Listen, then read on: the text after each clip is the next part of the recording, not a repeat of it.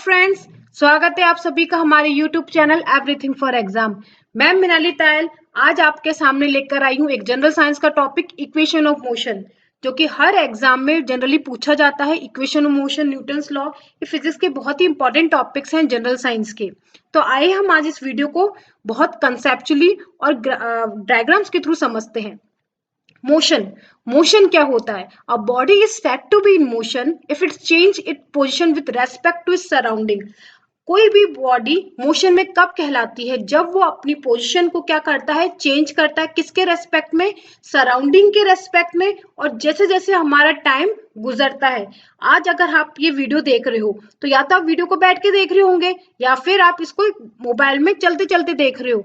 तो आप किस तरीके से अपने आप को मोशन में और रेस्ट में समझ सकते हैं? अगर आपके आसपास की चीजों में आप घूमते फिरते आपकी पोजीशन चेंज हो रही है टाइम के साथ, तो उसको क्या बोलते हैं? हम मोशन बोलते हैं। A body is said to be at rest if it does not change it position with time.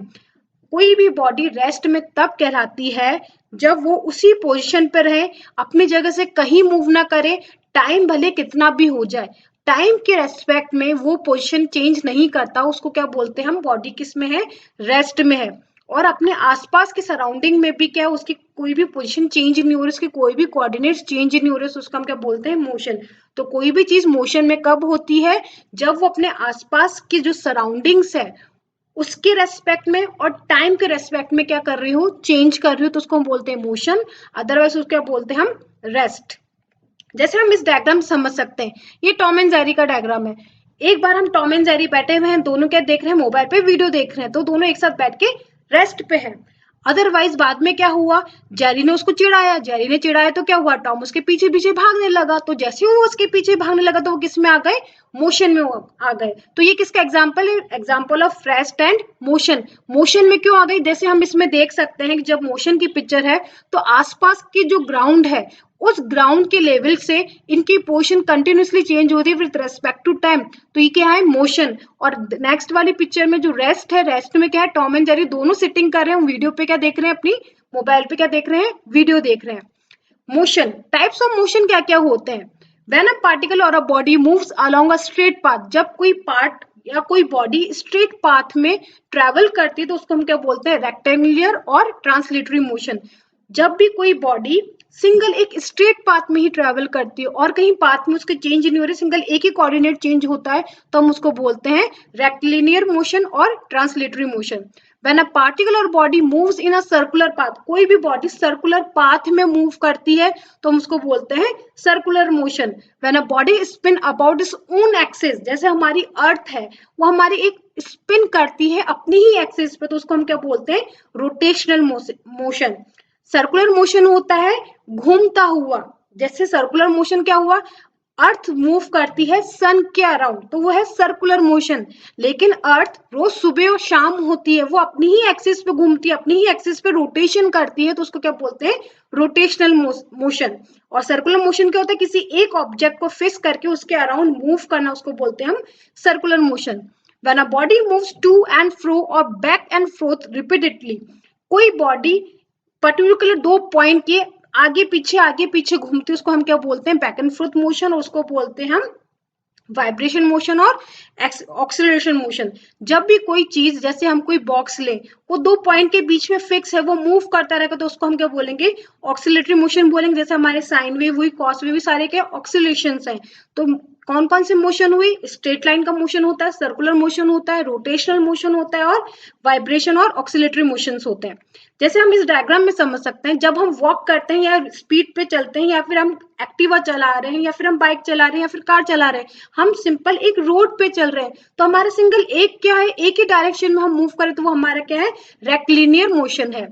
जैसे हमारी वॉच है, हम रोज वॉच देखते हैं, हमारी जो वॉच के हैंड्स है, दोनों hands light hand, minute hand और आवर हैंड, दोनों क्या है? फिक्स है। वो एक पर्टिकुलर उसके अबाउट घूमते हैं, तो उसको क्या बोलते हैं? हम सर्कुलेशन मोशन बोलते हैं। रोटेशनल मोशन, जैसे ये बॉल है, बॉल क्या करेंगे? हम उसको थ्रो करेंगे, वो क्या करेगी? अपनी ही एक्सिस पे घूमते घूमते क्या करेगी? डिस्टेंस को कवर करेगी। जैसे हमारी अर्थ है, वो रोज रोटेट करती है, रोटेट करते करते वो किसको कवर करती है? पूरे सन की ट्रेवल कर अराउंड क्या करती है? डिस्टेंस ट्रेवल करती है। और हमारा क्या बीतता है? एक ईयर बीतता है। और एक एक्सिस पे रोटेट करती है तो डे और नाइट होता है।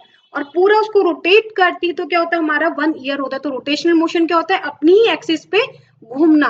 पीरियोडिक मोशन, जैसे हमारी हम पेंडुलम देख सकते हैं, तो पेंडुलम क्या होता है, बैक एंड फोर्थ क्या कर रहा है, घूम रहा है, तो ये वाइब्रेशन मोशन हुआ।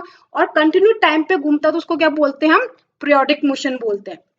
मोशन के टाइप्स क्या क्या होते हैं, मोशन या तो रेस्ट में होगा हमारा कोई चीज, या फिर हम किस में होंगे, मोशन में होंगे। मोशन हमारे कितने टाइप्स के हो सकते हैं, लीनियर, प्रोजेक्टाइल, सर्कुलर, रोटेटरी और ऑक्सीलेटरी। अगर हम लीनियर की बात करें तो लीनियर मोशन सिंबल मीन्स उसमें पावर्स में चेंजेस ना हो रहा, कंटिन्यूस एक लीनियर वेव में चेंजेस होते हैं, तो उसको बोलते हैं हम रेक्टिलिनियर, कर्विलिनियर और फ्री फॉल। और सर्कुलर मोशन में हमारा होता है सेंट्रीफ्यूगल फोर्स। इसकी सारी डिटेल में एक नेक्स्ट लेक्चर में लूंगी, टाइप्स ऑफ मोशंस के हमारे अलग अलग क्या होते हैं कि पूरी डिटेल में मैं आपको नेक्स्ट लेक्चर में जरूर समझाऊंगी। टाइप्स ऑफ मोशन हम इस डायग्राम से भी समझ सकते हैं। वाइब्रेशन मोशन, जैसे हमने एक रॉड, एक वायर को 2 हैंड्स में कवर अप कर दिया, अगर हम उस स्प्रिंग को हिलाएंगे तो वो क्या करेगी, ऊपर नीचे क्या करेगी, वाइब्रेट करेगी। लीनियर मोशन, अगर हम किसी थिक वॉल को, थिक एक पार्ट को मूव कर रहे हैं, किसी चीज को धक्का दे रहे हैं, तो वो किस में होगा, लीनियर मोशन होगा। कर्वलिनियर, हम किसी कर्व के अराउंड मूव कर रहे हैं तो वो क्या होगा, कर्वलिनियर मोशन होगा। पेंडुलम हमारा एक पॉइंट पे फिक्स होता है, एक फिक्स लेंथ होती है, और वो क्या करता है, 2 पॉइंट्स के अराउंड क्या करता है, बैक एंड फोर्थ मूव करता है, तो उसको हम बोलते हैं ऑक्सीलरी मोशन। सर्कुलर मोशन, जैसे ही सैटेलाइट हम इस अर्थ के अराउंड देख रहे हैं, तो सैटेलाइट क्या कर रही है, अर्थ के अराउंड क्या कर रही है, घूम रही, तो वो क्या है, सर्कुलर मोशन है। जैसे हम एग्जांपल है फैन का, तो फैन क्या है, एक फिक्स पॉइंट पर है और वही अपनी ही एक्सिस पे घूमे जा रहा है, तो उसको क्या बोलते हैं हम, रोटेशन मोशन। तो प्लीज आप कंफ्यूज ना हो, सर्कुलर मोशन और रोटेशन मोशन। रोटेशन मोशन वो होता है जहां पे हमारा पॉइंट क्या होता है, फिक्स होता है, उसी पॉइंट के अराउंड हम क्या करते हैं, एक्सिस के अराउंड घूमते हैं, तो वो होता है रोटेशन मोशन। लेकिन हम किसी ऑब्जेक्ट के अराउंड पूरा सर्कुलर पाथ कवर करते हैं, तो वो होता है हमारा सर्कुलर मोशन। नेक्स्ट, अगर हम डिस्टेंस, टाइम और स्पीड की बात करें, मोशन हमने समझ लिया, रेस्ट हमने समझ लिया। रेस्ट मीन्स कोई भी चेंज ना हो रहा पोजीशन में with respect to time. Motion क्या होता है, हमारा डिस्टेंस में हमारी पोजीशन में चेंज आता है विथ रेस्पेक्ट टू हमारे सराउंडिंग और टाइम में। तो हम कुछ भी अगर चल रहे हैं तो हमारा को डिस्टेंस होगा, किसी स्पीड से हम चलेंगे और कुछ ना कुछ हमारा टाइम होगा। जैसे कि हम घर से निकले, हमने कोई डिस्टेंस वॉक किया तो हमारा डिस्टेंस हो गया, किसी ना किसी स्पीड से हम चले और दोबारा लौट के जब हमारे घर पर आएंगे तो कुछ ना कुछ हम क्या करेंगे, टाइम को कवर करेंगे। तो उसको समझने का तरीका क्या है, आप एक ट्रायंगल लीजिए, DST बनाए, DST ऊपर D नीचे S और यहाँ पे T। अगर डिस्टेंस निकालना है तो ये दोनों को क्या करेंगे, हम मल्टीप्लाई करेंगे। हमको टाइम निकालना है तो D और S में क्या है, लाइन आ गई, तो मीन्स इसको हमको डिवाइड करना है। स्पीड निकालनी तो हम क्या करेंगे, ये लाइन आ गई बीच में, तो हम इसको क्या करेंगे, डिवाइड करेंगे। तो डिस्टेंस क्या होता है, डिस्टेंस होता है कितने स्पीड से हम चले, कितने टाइम के लिए चले, तो हमारा क्या हो जाएगा, डिस्टेंस। टाइम, कितने डिस्टेंस को हमने कवर करा, कितनी स्पीड से। अगर जैसे 10 किलोमीटर डिस्टेंस है और मैं 5 किलोमीटर पर आवर की स्पीड से चल रही हूँ तो मेरा टाइम अलग होगा। सेम डिस्टेंस को मैं हाई स्पीड से भी कवर कर सकती हूँ और लो स्पीड से भी कवर कर सकती हूँ। स्पीड, स्पीड कैसे पता चले कि कितना डिस्टेंस हमने ट्रेवल करा कितने टाइम में, तो वो हमारी क्या होती है, स्पीड। ठीक है, आई होप सो ये आपको क्लियर होगा। ये डायग्राम याद रखें तो आप कभी भी कंफ्यूज नहीं होंगे डिस्टेंस, स्पीड और टाइम में। डिस्टेंस होता है हमारा एक पॉइंट से दूसरे पॉइंट तक का जो टोटल डिस्टेंस है वो। स्पीड हमारी होती है कितने डिस्टेंस को हमने कितने टाइम में कवर करा। टाइम हमारा होता है कि डिस्टेंस कितने लिमिटेड डिस्टेंस को हमने कितनी स्पीड से चल के उसको कवर करा है। नेक्स्ट, अब हम समझते हैं कि डिस्टेंस और डिस्प्लेसमेंट में क्या डिफरेंस होता है। आपने मेरी पहले की वीडियो देखी होगी यूनिट एंड मेजरमेंट, जिसमें मैंने आपको स्केलर क्वांटिटी और वेक्टर क्वांटिटी समझाया था। उसमें मैंने आपको समझाया था कि डिस्टेंस हमारा क्या होता है, स्केलर होता है, वहीं हमारा डिस्प्लेसमेंट क्या होता है, वेक्टर होता है। तो इसको हम फिजिकली समझते हैं कि डिस्टेंस और डिस्प्लेसमेंट में क्या डिफरेंस है। साइकिल मैन चला, साइकिल मैन ने अपना पाथ कवर करा, पाथ कवर करके वो दोबारा अपने क्या कर रहा है, स्टार्टिंग लाइन से कहां पहुंच रहा है, फिनिशिंग लाइन पे पहुंच रहा है। तो जो रेड लाइन शो कर रही है वो क्या, इसका टोटल डिस्टेंस है। लेकिन डिस्प्लेसमेंट की बात करें तो जो 2 पॉइंट्स इसमें दे रखे हैं वो टोटल क्या होगा, इसका डिस्प्लेसमेंट होगा। तो डिस्टेंस तो हमारा कभी भी 0 नहीं होता, लेकिन डिस्प्लेसमेंट हमारा 0 हो सकता है, क्योंकि अगर एंडिंग पॉइंट और स्टार्टिंग पॉइंट दोनों सेम है तो डिस्प्लेसमेंट क्या हो जाएगा, जीरो हो जाएगा। डिस्प्लेसमेंट को आप यहाँ पे देख सकते हैं कि क्या है, वेक्टर क्वांटिटी क्यों है, क्योंकि हम पर्टिकुलर किसी डायरेक्शन में बात कर रहे हैं कि यहाँ से स्टार्ट करा और यहाँ पे फिनिश करा, तो ये क्या है, एक डायरेक्शन है। वहीं हम डिस्टेंस की बात करें तो डिस्टेंस हमारा पूरा रैंडम है, हम इसको चाहे तो 4 बार कवर करें, 3 बार कवर करें, इनफाइनाइट टाइम कवर करें, तो डिस्टेंस हमारा क्या है, नॉन जीरो क्वांटिटी होगा, क्योंकि कुछ ना कुछ हम डिस्टेंस को कवर करा ही है। जबकि डिस्प्लेसमेंट हमारा जीरो हो भी सकता है और नॉन जीरो भी हो सकता है। ठीक है, तो होप सो आपको इसको क्लियर होगा कि डिस्टेंस और डिस्प्लेसमेंट दोनों क्या है, डिफरेंट चीजें। डिस्टेंस हमारा स्केलर है, डिस्प्लेसमेंट हमारा वेक्टर क्वांटिटी है। डिस्टेंस से रिलेट करती है स्पीड और डिस्प्लेसमेंट से रिलेट करती है हमारी वेलोसिटी। स्पीड, स्पीड क्या होती है, डिस्प्लेसमेंट और टाइम, डिस्टेंस अपॉन टाइम की जो चीज होती है, कितना डिस्टेंस हमने चला, कितने टाइम में हमने उसको कवर करा, वो हमारी होती है speed. The time taken, rate of change of position of an object in any direction, किसी भी डायरेक्शन में हम चलें और हमारी पोजीशन में जो चेंज हो रहा है टाइम के रेस्पेक्ट में, उसको हम क्या बोलते हैं, स्पीड बोलते हैं। The rate of change of distance of an object with respect to time is known as speed. कितना डिस्टेंस हमने कवर करा कितने टाइम में, वो हमारी होती है स्पीड। जैसे अगर इस हम डायग्राम से देखें, ए बी सी डी हम क्या करें, ट्रेवल करें, तो हमने ए से बी में, बी से सी से और सी से डी और डी से अगेन ए में आने में जो डिस्टेंस कवर किया, कितने टाइम में कवर करा, वो हमारी क्या होती है, स्पीड होती है। अगर हम स्पीड को देखें तो एवरेज स्पीड, इंस्टेंटेनियस स्पीड क्या होती है, दोनों अलग होती है। हमने कोई कार ली, हम एक पर्टिकुलर टाइम डिस्टेंस पे अपने घर से निकले ऑफिस पहुंचने के लिए, तो हमने क्या पर्टिकुलर एक ट्रैफिक को कवर अप करते हुए हम क्या पहुंचे, अपने घर से कहाँ पहुंचे, ऑफिस पे। कभी हमारी स्पीड अच्छी हो जाती है, कभी इंक्रीज कर लेते हैं, कभी ट्रैफिक ज्यादा होता है तो हमारी स्पीड क्या हो जाती है, कम हो जाती है। तो इंस्टेंटेनियस स्पीड वो होती है कि पर्टिकुलर गिवन टाइम पे, इस टाइम पे हमारी कितनी स्पीड है, वो होती है हमारी इंस्टेंटेनियस स्पीड। वहीं अगर हम एवरेज स्पीड की बात करें तो पूरी स्पीड को पूरे टाइम से डिवाइड करके जो एवरेज वैल्यू आएगी, वो हमारी क्या होती है, एवरेज स्पीड होती है। Next, velocity. The rate of change of displacement of an object with respect to time is known as velocity. जो मैंने आपको पहले डायग्राम दिखा था जिसमें डिस्टेंस की बात थी, डिस्टेंस हमने निकाला, स्पीड जो डिस्प्लेसमेंट दे रखा था स्टार्टिंग और फिनिशिंग पॉइंट में साइकिल वाले का, उसमें डिस्प्लेसमेंट दे रखा था, डिस्प्लेसमेंट से हम क्या निकालते हैं, वेलोसिटी। कितना डिस्प्लेसमेंट हुआ कितने टाइम में, वो हमारी होती है वेलोसिटी। तो वेलोसिटी हमारी वेक्टर क्वांटिटी होती है, वहीं स्पीड हमारी क्या होती है, स्केलर क्वांटिटी होती है। क्योंकि वेलोसिटी में हम डिस्प्लेसमेंट यूज करते हैं, डिस्प्लेसमेंट हमारा क्या होता है, एक वेक्टर क्वांटिटी होती है। पर्टिकुलर गिवन डायरेक्शन में कितना डिस्टेंस है उसको हम बोलते हैं डिस्प्लेसमेंट, और उस डिस्प्लेसमेंट को कितने टाइम में हमने कवर करा, वो हमारी होती है वेलोसिटी।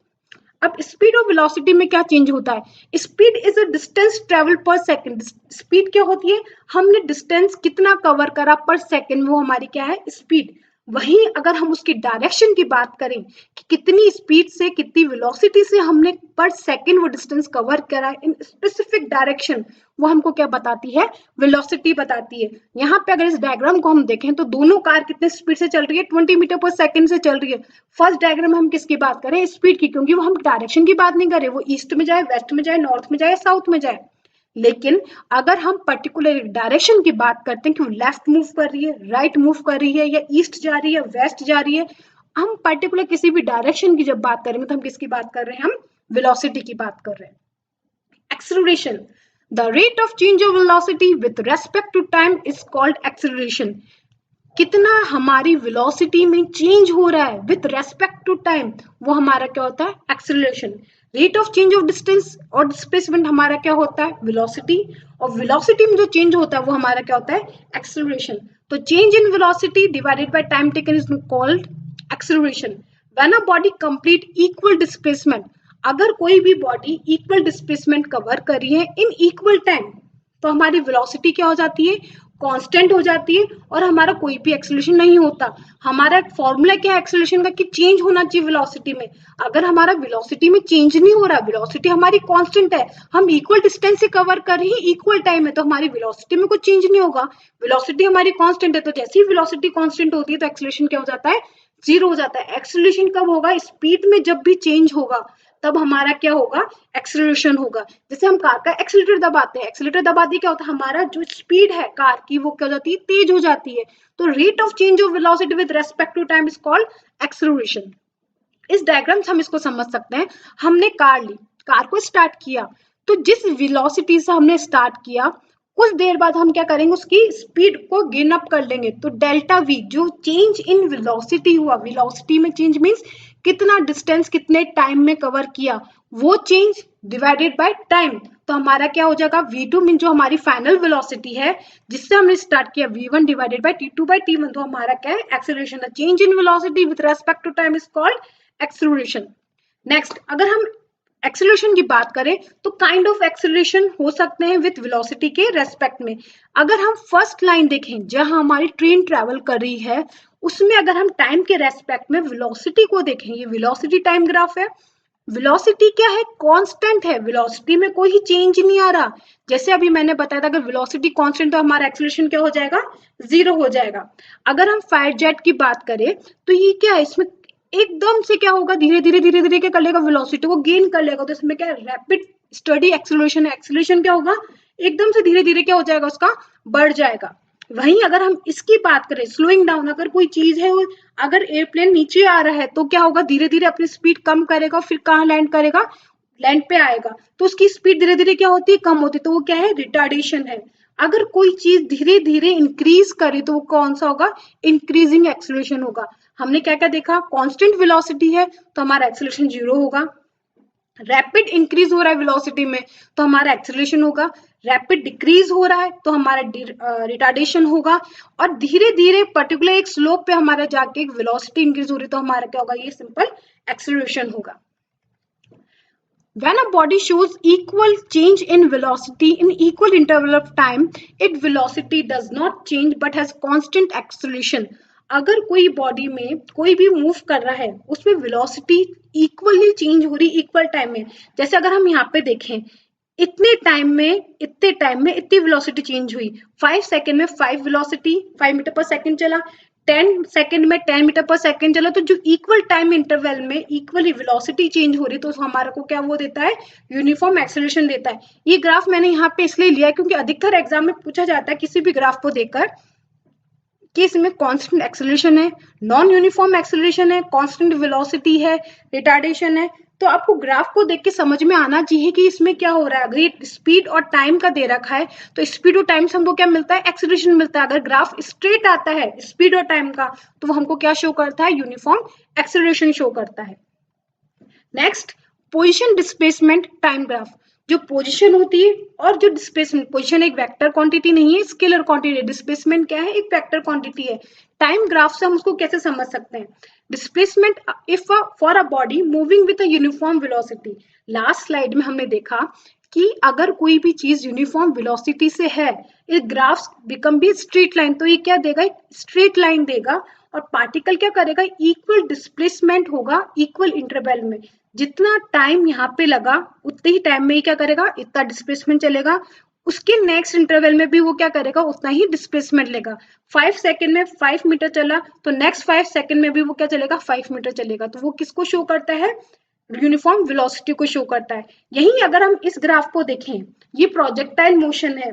जनरली आपको एग्जाम में ग्राफ देके ही पूछा जाता है कि इन दोनों ग्राफ्स में से आप बताएं कि रेक्टेलिनियर मोशन कौन सा है, प्रोजेक्टाइल मोशन कौन सा है। तो सेकंड चीज हमारी क्या है, प्रोजेक्टाइल मोशन है। प्रोजेक्टाइल मोशन में क्या होता है, कोई भी चीज हम थ्रो करते हैं तो उसकी कंटिन्यूसली क्या होती है, वेलोसिटी डिक्रीज होती है। वेलोसिटी डिक्रीज क्यों होती है, ग्रेविटेशनल फोर्स के कारण। तो जब वो मैक्सिमम हाइट पे पहुंच जाता है तो उसकी वेलोसिटी क्या हो जाती है, 0 हो जाती है। फिर वो जब नीचे आने लगता है तो उसकी वेलोसिटी फिर से क्या होती है, इंक्रीज होती है। For a motion of a body through vertically upward, कोई भी चीज हम वर्टिकली अपवर्ड फेंकते हैं, when a body moves up, जैसे जैसे बॉडी मूव अप करती है तो उसकी वेलोसिटी कंटिन्यूसली क्या होती है, डिक्रीज होती है due to gravity and finally become 0 at maximum height.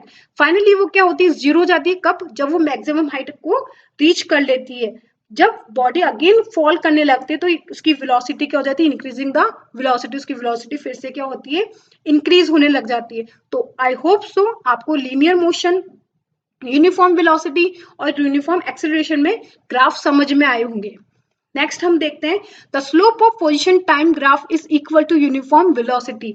जैसे हमने पहले देखा था यूनिफॉर्म वेलोसिटी निकाली थी, उसी तरह से यूनिफॉर्म एक्सेलरेशन निकलता है, यूनिफॉर्म वेलोसिटी निकलती है। डिस्प्लेसमेंट और टाइम का ग्राफ स्ट्रेट आता है, इक्वल डिस्प्लेसमेंट इक्वल टाइम में चलता है, वो किसको शो करता है? यूनिफॉर्म वेलोसिटी को शो करता है। तो स्लोप जो होता है, इसका जो स्लोप है, जो एंगल है टाइम एक्सिस से, वो क्या शो करता है? हमारा यूनिफॉर्म वेलोसिटी, उसको हम लिखते हैं डिस्प्लेसमेंट ओवर टाइम।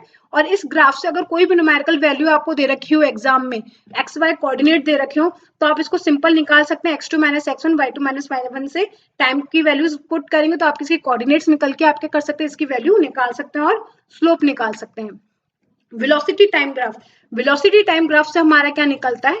एक्सेलरेशन निकलता है। For uniformly accelerated motion the velocity time graph is straight line. अगर हम यूनिफॉर्म एक्सेलरेशन की बात करें, यूनिफॉर्म क्या होगा? एक समान एक्सेलरेशन, एक समान से उसकी वेलोसिटी में क्या आ रहा है? चेंज आ रहा है विद रेस्पेक्ट टू टाइम, तो उसको क्या बोलते हैं? हम यूनिफॉर्म एक्सेलरेशन बोलते हैं। ये इक्वल टाइम में इक्वली क्या करेगा? एक्सेलरेट होगा, वेलोसिटी में चेंज होगा, उसको हम बोलते हैं यूनिफॉर्म एक्सेलरेशन। तो जो हमारा वेलोसिटी टाइम ग्राफ होता है वो किसके इक्विवेलेंट होता है? डिस्प्लेसमेंट के। और डिस्प्लेसमेंट किसके इक्वल होता है? Area under the velocity time graph. जो वेलोसिटी टाइम ग्राफ का एरिया है उसके अंडर जो आ रहा है वो किसको शो करता है? डिस्प्लेसमेंट को शो करता है। अगर हम इस ट्राइंगल को देखें, ट्राइंगल ओ ए बी, तो हमारा एरिया कैसे निकलेगा? Half base into height means half A B multiply by O B. तो हमारी वेलोसिटी कैसे निकलेगी? Initial velocity plus final velocity divided by 2। Average velocity हमको निकालनी है इस पूरे ग्राफ में, तो कैसे निकलेगी? Initial plus final divided by 2। तो v एवरेज मींस हमारी एवरेज वेलोसिटी निकली u plus V divided by 2, और o भी हमारा क्या है? टाइम है। तो हमको डिस्टेंस निकालो, डिस्टेंस कैसे निकलेगा? डिस्टेंस कैसे निकलेगा? Speed into time. तो स्पीड हमारी क्या है? वेलोसिटी क्या है? Initial value plus final value divided by 2 means average value जो है उसकी मल्टीप्लाई बाय टाइम। तो हमारा v क्या होगा? u plus at। v हमारी फाइनल वेलोसिटी जो है वो क्या होगी? इनिशियल वेलोसिटी प्लस उसमें कितना एक्सेलरेशन हो रहा है उसको टाइम से मल्टीप्लाई करें तो हमारी क्या देगा? वो फाइनल वेलोसिटी देगा। अगर हम पहले वाली इक्वेशन में v की जगह u प्लस एट पुट करेंगे तो हमारी वैल्यू क्या आ जाएगी? ut plus half a t square, जहां एक्सीलरेशन की वैल्यू क्या होती है? इनिशियल वैल्यू जो थी, हम जो हमारी फाइनल वैल्यू है उसमें से हम इनिशियल वैल्यू को माइनस करते डिवाइडेड बाय t, मीन्स हम कितनी वेलोसिटी से पहुंच गए फाइनली, किससे हमने स्टार्ट किया था, उसको हम डिवाइड कर दे टाइम से, तो हमारा क्या आता है? एक्सीलरेशन आता है। हम उसको इस फॉर्मूले से भी निकाल सकते हैं, v equal to you plus AT से। तो ये इक्वेशन आप जरूर से याद करें, s equal to u t plus half a t square, a equal to v minus u divided by t, और v equal to you plus a t. Equation of motion क्या कहती है? इक्वेशन ऑफ मोशन कहती है अगर यूनिफॉर्म वेलोसिटी है और कोई हम डिस्प्लेसमेंट s को कवर कर रहे हैं पर्टिकुलर टाइम t में विद गिवन वेलोसिटी v, कोई वेलोसिटी v दे रखी है, हम उसको पर्टिकुलर टाइम t में क्या कर रहे हैं? डिस्प्लेसमेंट कवर कर रहे हैं, तो डिस्प्लेसमेंट क्या होगा? v into T mean velocity into time. इसी तरीके से हमको कोई डिस्प्लेसमेंट दे रखा है, उसकी इनिशियल वेलोसिटी है और एक पर्टिकुलर एक्सेलरेशन से वो मूव कर रहा है, तो हमारी वैल्यू हमने ये पहले ही निकाली लास्ट स्लाइड में। तो s equals to u t plus half a t square होता है और v इक्वल्स टू क्या होता है? u plus a t. तो प्लीज इक्वेशन जरूर से याद करें, s equals to v t होता है, s equals to u t plus half a t square होता है, और v इक्वल्स टू हमारा क्या होता है? इनिशियल वैल्यू प्लस एटी करें तो हमारा क्या आ जाता है? फाइनल वैल्यू आ जाती है। इक्वेशन ऑफ मोशन ये चारों बहुत इंपॉर्टेंट है। v equals to you plus a t, अगर आपको इनिशियल और फाइनल वैल्यू दे रखी हो और एक्सेलरेशन दे रखा हो तो आप इसको यूज करेंगे। अगर आपको डिस्टेंस निकालना है, इनिशियल वैल्यू दे रखी है, फाइनल वैल्यू से कोई मतलब नहीं है, तो आप कौन सा फॉर्मूला यूज करेंगे? UT plus half a t square. अगर आपको एक्सेलरेशन नहीं दे रखा और डिस्टेंस निकालना है तो आप क्या यूज करेंगे? Half you plus v T. अगर आपको टाइम नहीं दे रखा है, टाइम इंडिपेंडेंट क्वेश्चन है, तो आप क्या यूज करेंगे? V square equal to u square plus two a s. तो ये सब इक्वेशन अलग अलग फॉर्मेट में यूज होती है, जहाँ की ए हमारा हमेशा क्या होता है? एक्सेलरेशन होता है, वी हमारा फाइनल वेलोसिटी होता है, यू हमारा इनिशियल वेलोसिटी होता है, टी हमारा टाइम टेकन होता है, और ऐसा हमारा हमेशा क्या होता है? डिस्प्लेसमेंट होता है। वेयर एक्सेलरेशन आपको पता है, एक्सेलरेशन क्या होता है? फाइनल वेलोसिटी क्या थी, क्या हुई है हमारी? इनिशियल वेलोसिटी हमने कहाँ से स्टार्ट किया था, कितने टाइम में हम उसको कवर करें, तो v minus u divided by T. इस ग्राफ से हम समझ सकते हैं कि डेल्टा वी हमारे का चेंज इन वेलोसिटी वो होता है मीटर पर सेकंड। अगर हमको एक्सेलरेशन निकालना है तो वो क्या होता है? Metre per second square. आपसे कितनी बार यूनिट्स भी पूछी जाती है कि उसकी मेजरिंग यूनिट क्या है, तो वेलोसिटी होती है मीटर पर सेकंड, एक्सेलरेशन होता है मीटर पर सेकंड स्क्वायर। तो हम एक्सेलरेशन निकालना है तो हम क्या निकालते हैं? हमेशा change in velocity with respect to time. तो चेंज इन वेलोसिटी क्या होगा? Final minus initial divided by time. तो a equals to v minus u divided by t, ये बहुत इंपॉर्टेंट है, कितनी बार एग्जाम में इससे क्वेश्चन आया ही आया है। इक्वेशन ऑफ मोशन, ये सारी फॉर्मेट याद करें। फर्स्ट इक्वेशन होती है u plus a t, second equation होती है ut plus half a t square, third होती है हमारी s equals to half u plus v t, fourth होती है हमारी v square equals to u square plus 2as। अगर हमारा रिटार्डेशन हो रहा है, एक्सीलरेशन होता है इंक्रीज इन वेलोसिटी, हमारा अगर रिटार्डेशन हो रहा है, डिक्रीज हो रही है वेलोसिटी, हम कोई चीज को रोकना चाह रहे हैं तो हमारा क्या होगा, रिटार्डेशन होगा, वेलोसिटी में डिक्रीज करेंगे तो हमारा क्या इक्वेशन हो जाएगी, ut minus half a t square. तो ये पांचों इक्वेशन जरूर से याद करें, किसी भी फॉर्मेट में इसमें क्वेश्चंस आ सकता है। एग्जाम्पल्स हम देखते हैं, क्वेश्चन स्टार्ट करते हैं। A car is travelling with a velocity of 20 metre per second at a uniform acceleration of 1 metre per second square, find out its velocity after 10 second. हमको क्या निकालना है, हमको फाइनल वेलोसिटी निकालनी है कितने टाइम के बाद, 10 सेकंड्स के बाद। एक्सेलरेशन दे रखा 1 मीटर सेकंड स्क्वायर और हमको इनिशियल वेलोसिटी दे रखी 20 मीटर पर सेकंड। तो हम क्या करेंगे, गिवन हमको क्या क्या 20 मीटर पर सेकंड गिवन है, इनिशियल वेलोसिटी, एक्सेलरेशन की वैल्यू दे रखी 1 metre per second square, time interval दे रखा है 10 सेकंड। तो हम कौन सी इक्वेशन यूज करेंगे, हम इक्वेशन यूज करेंगे v equals to u plus a t. इसमें v की वैल्यू दे रखी 20, a की वैल्यू 1 दे रखी है, t की वैल्यू 10 दे रखी है। जब इसको पुट करेंगे तो हमारी फाइनल वेलोसिटी कितनी आएगी, 30 मीटर पर सेकंड। तो आपने देखा किस तरीके से इक्वेशन ऑफ मोशन को यूज करते हैं। आपको वैल्यू दे रखी थी u और a की और t की, तो इक्वेशन फर्स्ट यूज होगी v equals to u plus a t. Next question, a bus moving at the 10 meter per second experience a constant retardation of 2 meter per second square due to the applied brakes. How much distance does it cover and how much time does it take before it stop? ये बोल रहा है एक बस है जो speed से move कर रही है, 10 मीटर पर सेकंड उसकी वेलोसिटी है, कंटिन्यूसली रिटार्डेशन हो रहा है कितने का, 2 मीटर पर सेकंड स्क्वायर का। उसका डिस्टेंस निकालो कि कितना डिस्टेंस वो ट्रेवल करेगी, ब्रेक जब लगाएंगे, जब वो बस रुक जाएगी तब वो कितना डिस्टेंस ट्रेवल करेगी। मीन्स अगर रुक जाएगी तो फाइनल वेलोसिटी हमारी क्या हो जाएगी, बट ऑब्वियस 0 हो जाएगी। और इनिशियल हमको कितनी दे रखी है, 10 मीटर पर सेकंड दे रखी है। तो हम इस क्वेश्चन को सॉल्व करेंगे, यू हमको दे रखा है 10 metre per second, final velocity bus stop हो जाएगी, रुक जाएगी तो मीन्स 0, और रिटार्डेशन हमको कितना रखा है 2 मीटर पर सेकंड। रिटार्डेशन मैंने आपको इक्वेशन में बताया था कि रिटार्डेशन हो तो क्या यूज करते हैं, माइनस साइन यूज करते हैं। तो यहाँ पे माइनस साइन क्या हो जाएगा, -2 मीटर पर सेकंड। अब हमको क्या निकालना है, टाइम निकालना है सबसे पहले इक्वेशन को सॉल्व करने के लिए। तो v minus u divided bye ए, v की वैल्यू 0 है क्योंकि स्टॉप हो रही है, इनिशियल वेलोसिटी 10 दे रखी है और a की जगह हम क्या रखेंगे -2। अगर ये पॉजिटिव होता तो हम क्या रखते हैं, 2 रखते। तो वैल्यू पुट करी तो s की वैल्यू में हमने पुट करा तो आंसर क्या आ गया, 5 मीटर पर सेकंड आ गया। फिर हम इस डिस्टेंस निकालना तो ut plus half a t square करेंगे, इसमें वैल्यू पुट करी तो हमारा क्या आ गया, 20 मीटर पर सेकंड आ गया। तो हमारा 20 मीटर आ गया आंसर। हमने क्या यूज करा, फिर हमको डिस्टेंस हमको निकालना है तो हमारा क्या आ गया, कितना डिस्टेंस ट्रेवल करा इसने, 25 मीटर डिस्टेंस ट्रेवल करा। कब, जब तक वो रुक ना गई तब तक उसने कितना डिस्टेंस ट्रेवल करा, 25 मीटर डिस्टेंस को ट्रेवल किया।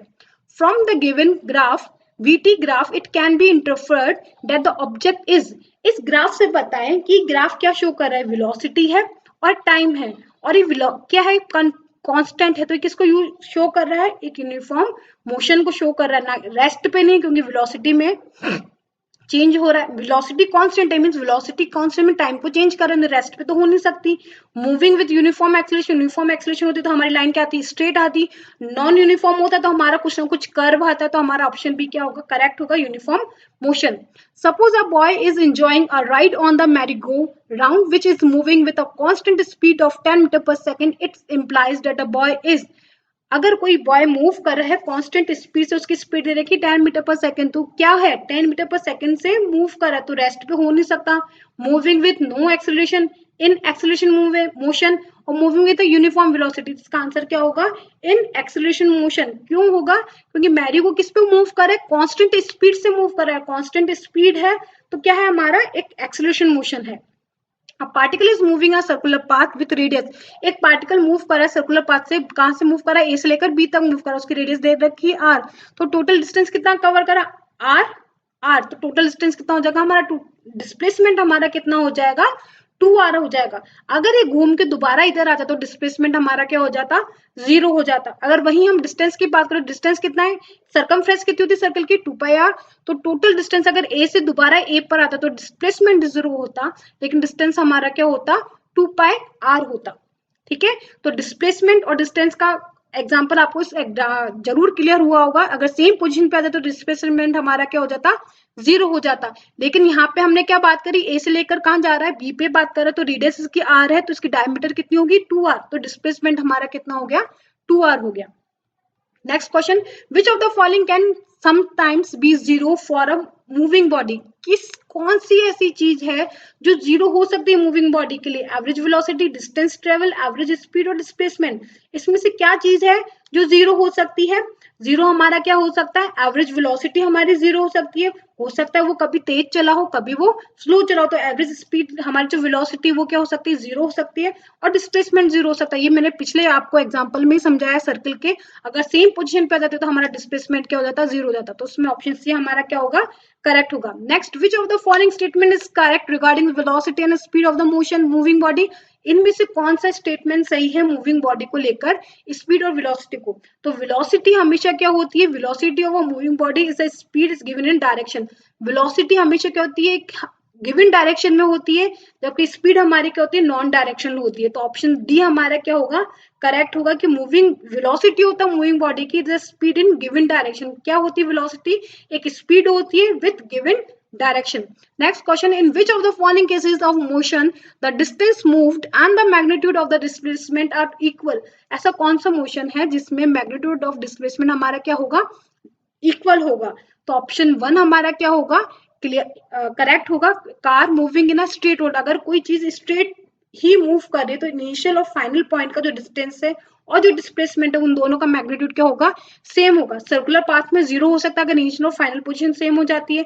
पेंडुलम का भी नहीं होगा, और अर्थ मूविंग अराउंड द सन में भी क्या होगा, उसका करेक्ट नहीं होगा। तो किसमें होगा, स्ट्रेट लाइन में अगर मूव कर रहे हैं तभी हमारा मैग्नीट्यूड, डिस्टेंस और डिस्प्लेसमेंट का क्या होगा, सेम होगा, अदरवाइज सर्कुलर मोशन में ये 0 हो सकता है।